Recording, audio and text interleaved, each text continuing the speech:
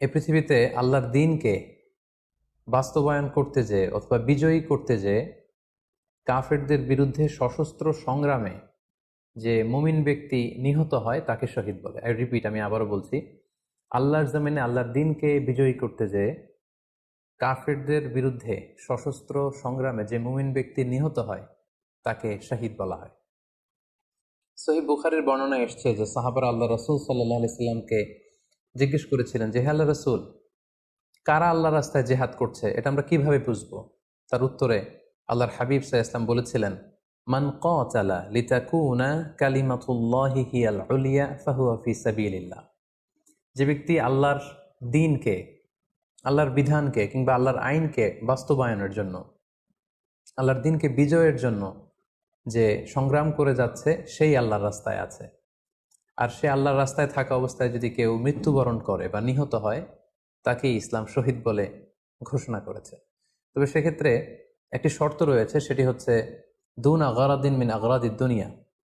দুনিয়ার কোনো কারণে, দুনিয়ার কোনো লোভে পড়ে, দুনিয়ার কোনো স্বার্থের জন্য যদি কেউ আল্লাহ রাস্তায় জেহাদ করে মৃত্যুবরণও করে, সে শহীদের কোনো মর্যাদা বাদাম আল্লাহ তাআলার কাছে নেই। কারণ আমরা হাদিস থেকে জেনেছি অনেক শহীদ কিয়ামতের ময়দানে আল্লাহ তাআলা তাদেরকে জাহান্নামে ফেলে দিবেন।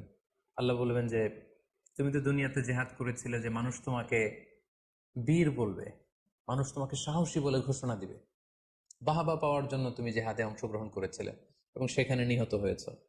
তো তুমি নিহত হওয়ার পরে মানুষ তো তোমাকে বীর বলেছে, বাহাবা দিয়েছে, সাবাস বলেছে, যে কারণে তুমি এই জেহাদে অংশগ্রহণ করেছো সেটা দুনিয়াতেই তুমি পেয়েছো। তো আমার কাছে তুমি কি চাও? আমার কাছে তোমার জন্য কিছু নেই।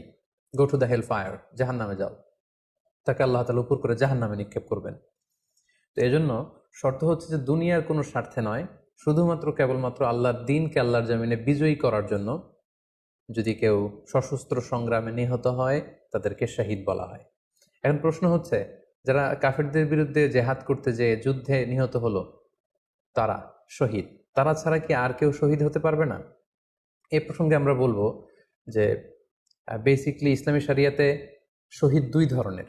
ইবনু হাজার আল আসকালানি উনিও শাহাদাতের প্রকারভেদ করতে যেয়ে বলেছেন যে শহীদ দুই প্রকার। একটা হচ্ছে শাহিদ উদ্দুনিয়া ওয়াল আখরা, যেটা আমরা বলেছি যারা আল্লাহ রাস্তায় নিহত হয়েছে তারা। আরেকটা হচ্ছে শাহিদুল আখরা, যারা দুনিয়াতে আল্লাহর রাস্তায় নিহত হয়নি কিন্তু পরকালে তারা শাহাদাতের মর্যাদা লাভে ধন্য হবে। প্রথম প্রকার হচ্ছে শাহিদুদ দুনিয়া ওয়াল আখরা, যেটাকে আমরা বলি শাহাদাতে হাকিকি, মানে প্রকৃত শহীদ। এরাই হচ্ছে মূলত শহীদ। এদেরকে আল্লাহ তাআলা মৃত বলতে নিষেধ করেছেন। আল্লাহ তাআলা বলেছেন, ওয়ালা তাকুলু লিমান ইয়ুকতালু ফি সাবিলিল্লাহি আমওয়াত বাল আহইয়া ওয়ালাকিন লা তাশউরুন। যারা আল্লাহর রাস্তায় জীবন দিয়ে নিহত হয়েছে তাদেরকে তোমরা মৃত বলো না, বরং তারা জীবিত। অন্য এক আয়াতে এসেছে, বাল আহিয়াউন ইনদা রাব্বিহিম ইউরযাকুন, তারা জীবিত এবং আল্লাহর কাছে তারা রিজিক প্রাপ্ত, আল্লাহ তাআলার পক্ষ থেকে তারা রিজিক প্রাপ্ত। তাদের মর্যাদা আল্লাহ তাআলার কাছে এত বেশি যে তাদেরকে নিহত হওয়ার পরে কোনো জানাজার আগে গোসল দিতে হয় না। তাদের রক্তাক্ত দেহটাকেই সরাসরি জানাজার পরে দাফন করে দিতে হয়, কেননা সেই ঝরঝরে রক্ত নিয়ে তারা সেদিন কিয়ামতের দিবসে আল্লাহ তাআলার দরবারে তারা হাজির হয়ে যাবে। এবং আমরা যদি কোরআনের দিকে তাকাই, কোরআন আমাদেরকে জানিয়েছে, আনা আমাল্লাহু আলাইহিম মিনান নাবিয়িন ওয়াস সিদ্দিকিন ওয়াশ শুহাদাই ওয়াস সালিহিন, মানে সবচেয়ে শ্রেষ্ঠ তাবাকা বা দারাজা হচ্ছে নবীদের দারাজা, নবীদের পরে হচ্ছে সিদ্দিকিনদের দারাজা, এবং সিদ্দিকিনদের পরেই যাদের মর্যাদা আল্লাহ তাআলার কাছে সবচাইতে বেশি তারা হচ্ছে শুহাদা। এজন্য প্রতিটি মুমিনের জীবনের আকাঙ্ক্ষা বা তামান্না থাকা উচিত তারা যেন শাহাদাতের মৃত্যু আল্লাহ তাআলার কাছে কামনা করে। এবং আমরা যদি সাহাবাদের জীবনের দিকে তাকাই তাহলে দেখবো ওনারা সবসময় আল্লাহ তাআলার কাছে শাহাদাতের মৃত্যু কামনা করতেন। সাইয়েদনা ওমর ফারুক রাদিয়াল্লাহু তাআলা আনহু আল্লাহ তাআলার কাছে সবসময় শাহাদাতের মৃত্যু চাইতেন।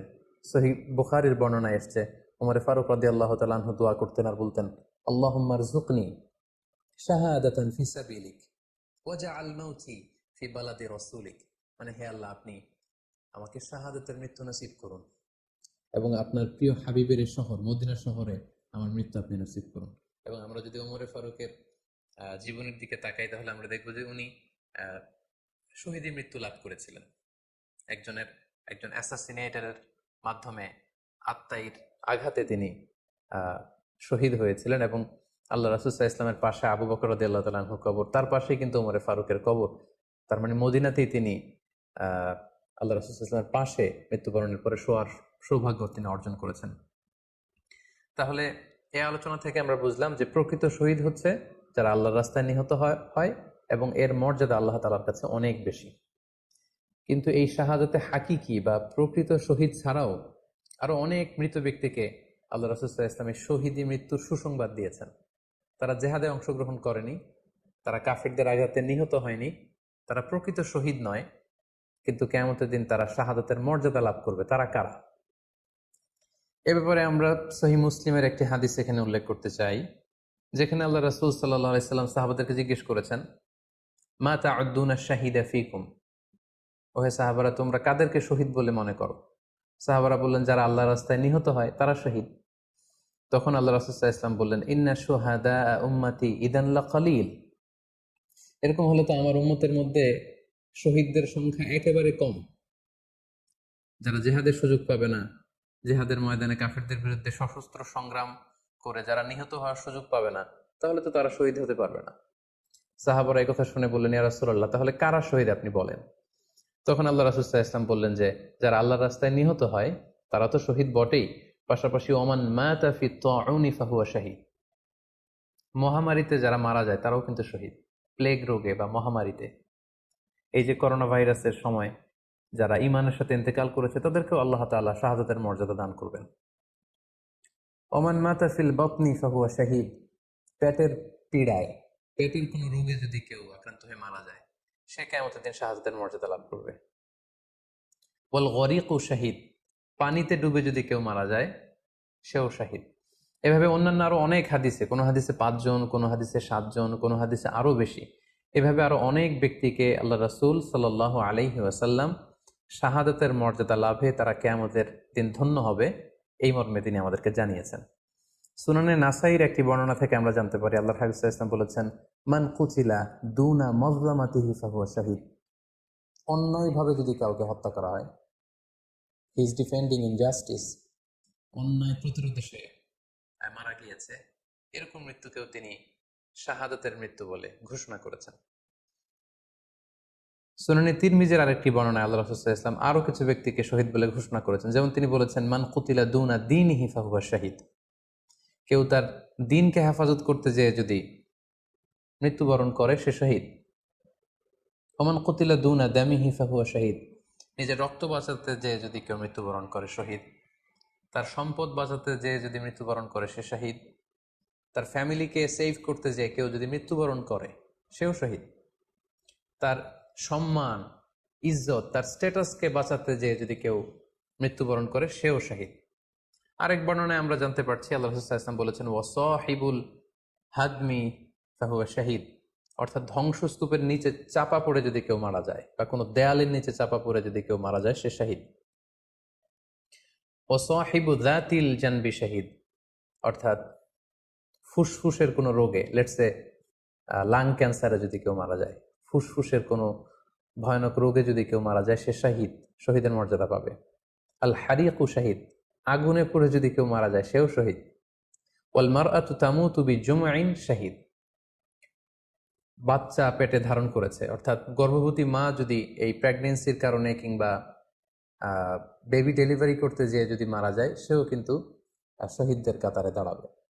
এভাবে আমরা বিভিন্ন হাদিসের আলোকে এবং আল্লাহ রাসূল সাল্লাল্লাহু আলাইহি ওয়াসাল্লামের সুসংবাদ বাণীর আলোকে আমরা বুঝতে পারি যে আল্লাহর রাস্তায় যারা জিহাদ করে আল্লাহর দ্বীনকে বিজয়ী করতে যে মৃত্যুবরণ করেছে তারা হচ্ছে প্রকৃত শহীদ। তাদের মর্যাদা আল্লাহ তাআলার দরবারে অনেক অনেক বেশি। কিন্তু এই শহীদ ছাড়াও আরো অনেক ধরনের মৃত্যুকে আল্লাহর হাবিব সাল্লাল্লাহু আলাইহি ওয়াসাল্লাম শাহাদাতের মৃত্যুর সাথে ঘোষণা করেছেন। সো যারা জেহাদে মারা গেল তারাই শহীদ, বাকিদেরকে শহীদ বলা যাবে না, এই কথাটি ঠিক নয়।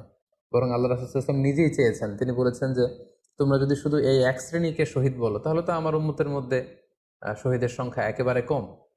আর আমি চাই আমার উম্মতের মধ্যে থেকে অনেক সংখ্যক লোক এই শাহাদাতের দারাজা, এই মর্তবা, এই মর্যাদা লাভ করে ধন্য হোক।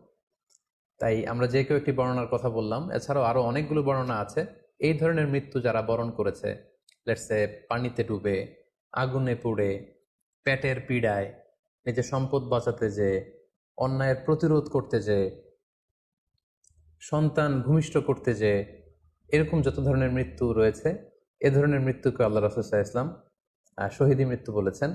এবং কিয়ামত দিবসে এই সমস্ত লোকেরাও তারা শাহাদাতের মর্যাদা লাভে ধন্য হবে ইনশাআল্লাহ। আশা করি প্রশ্নের উত্তর আপনি পেয়েছেন। আল্লাহ তাআলা আমাদের সবাইকে সঠিকভাবে ইসলাম জানার, বোঝার এবং সে অনুযায়ী মানার তৌফিক দান করুক। হাযা মা ইনদি ওয়াল ইলমু ইনদাল্লাহ আলাইহি তাওয়াক্কালতু ওয়া ইলাইহি উনীব। ওয়াসসালামু আলাইকুম ওয়া রাহমাতুল্লাহি ওয়া বারাকাতুহু।